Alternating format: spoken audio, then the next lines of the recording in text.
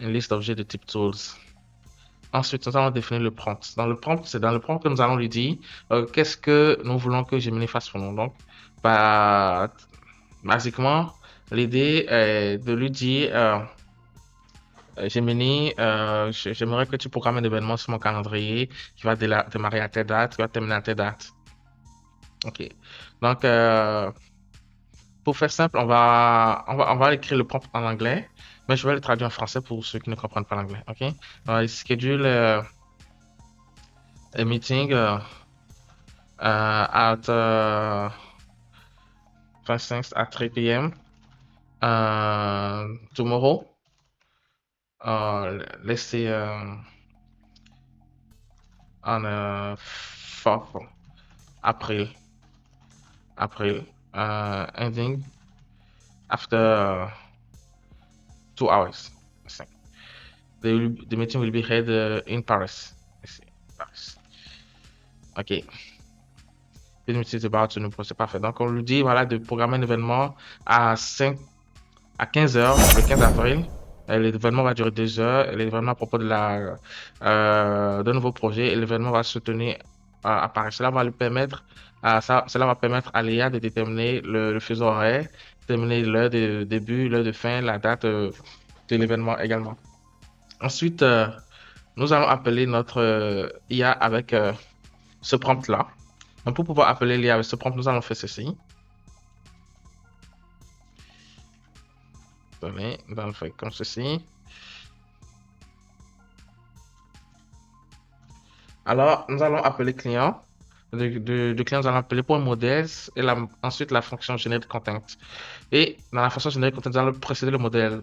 Nous allons utiliser le modèle 2.0 Flash. Il y a le modèle aussi de 2.0 Flash Faking. Il y a le modèle Deep Research. Il y a le modèle 2.5 Pro récemment sorti qui est le modèle ultra performant. À vous de voir celui que vous utilisez. Moi, j'ai sélectionné le modèle de base. Et le contenu, ici, je vais le donner le prompt. Le contenu, c'est le prompt. Et la config, c'est la config que nous avons créée ici qui encapsule en fait la liste, l'ensemble des fonctions que Gemini peut appeler, que nous avons défini. Ce sont des outils que nous avons créés, que nous avons inventés. Et nous voulons que l'intelligence artificielle puisse appeler ces fonctions-là. Et nous avons encapsulé ça dans cet objet config et que nous lui donnons un paramètre. Ensuite, nous allons, à ce niveau-ci, nous effectuons la requête à Gemini. Et nous allons tester cette réponse ici. Donc,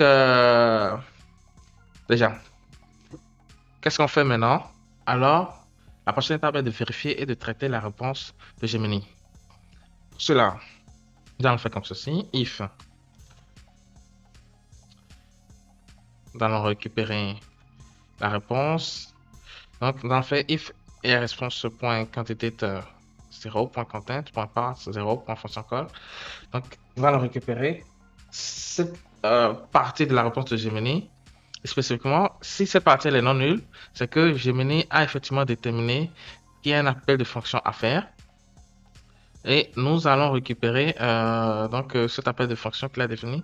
Donc, ceci, fonction call, c'est une liste, c'est un objet en fait qui contient un ensemble de propriétés qui sont les paramètres et les valeurs à envoyer à la fonction.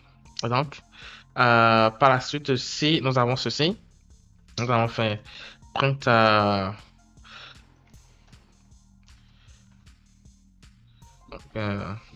fonction call. OK. Fonction to call. Nous allons afficher le résultat de. Je vais agrandir un peu.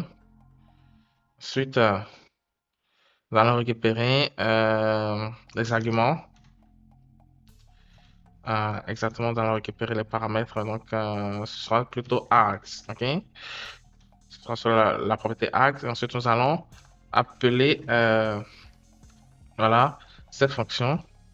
Ici, fonction call.point. Donc, nous allons appeler si effectivement il a retourné en fait la liste de paramètres à envoyer à la fonction schedule event. Donc, nous allons juste appeler la fonction et lui donner les paramètres.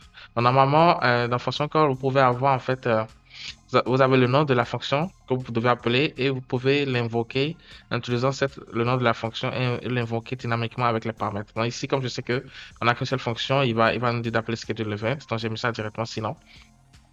Nous allons faire quelque chose de plus compliqué par la suite d'appeler dynamiquement la fonction et lui donner les paramètres. Donc, si Gemini a déterminé qu'il y a un appel de fonction à faire, voilà, nous allons créer un événement sur le calendrier. Sinon, qu'est-ce que nous allons faire? Nous devons euh, répondre, nous allons afficher sur la console que aucune fonction, aucun appel de fonction n'a été trouvé dans la réponse.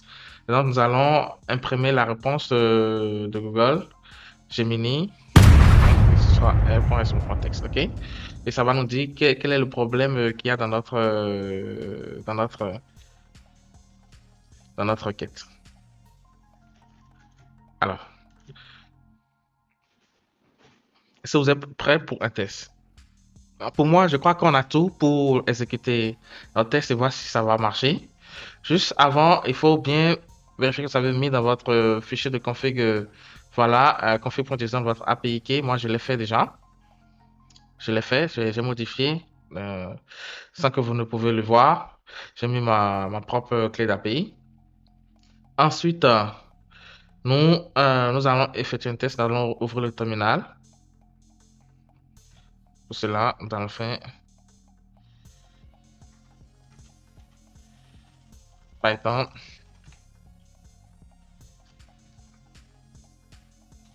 /app /man.py.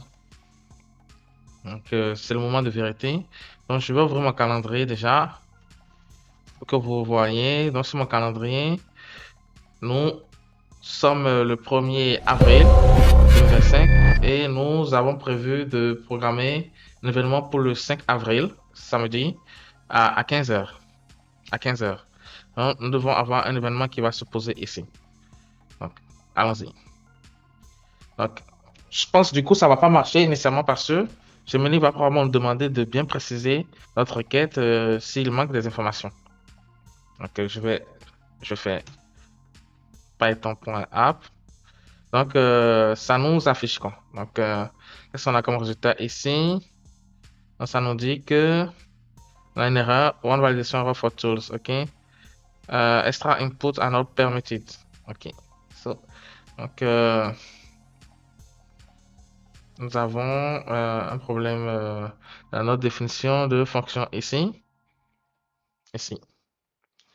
Donc, ici. Ok, qu'est-ce qu'on a ici? On a mis start time, topic, time zone. Ok, et qu'est-ce qui, avec quoi il n'est pas d'accord? Parfait, donc ça s'est exécuté. Nous avons une réponse de Gemini qui dit pas d'appel de fonction, on n'a pas d'appel de fonction dans la réponse. Il dit could you provide the full date, including the year for the meeting? Ok, donc Gemini nous demande de préciser proprement les données. Donc dans ce cas, je vais lui mettre ici. Voilà. Donc on dit le 5 avril 2025. Voilà. À 15h. Et c'est tout. C'est tout ce qu'il nous a demandé. Nous allons réessayer.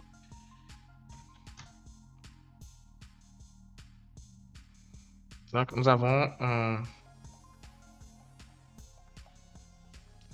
une erreur ici au niveau de l'API de calendrier. Je crois que nous devons peut-être essayer de nous reconnecter. Donc, pour les paramètres, la description de nos projets, topic, nos projets, time zone, end date, start time, ça. Vous voyez que les paramètres que Gemini a envoyés sont corrects. Le seul problème, c'est qu'il a eu un pépin lorsqu'il a essayé d'insérer les détails. Mauvaise requête retournée. Donc, qu'est-ce que nous faisons dans notre fichier Canada API? Nous allons voir ici, Canada API. Qu'est-ce que nous faisons ici? Donc, nous avons ça. Ok, si nous faisons mal, nous allons voir. Donc,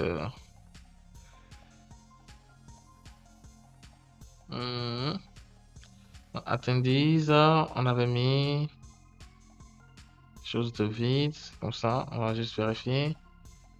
Ok, je pense pour la zone, pour le format, on va enlever ceci ici. Et quoi d'autre? Je pense attendees, On va laisser comme ça. On va mettre attendees, attendees, on va mettre un list feed, ok? On va réessayer avec ça.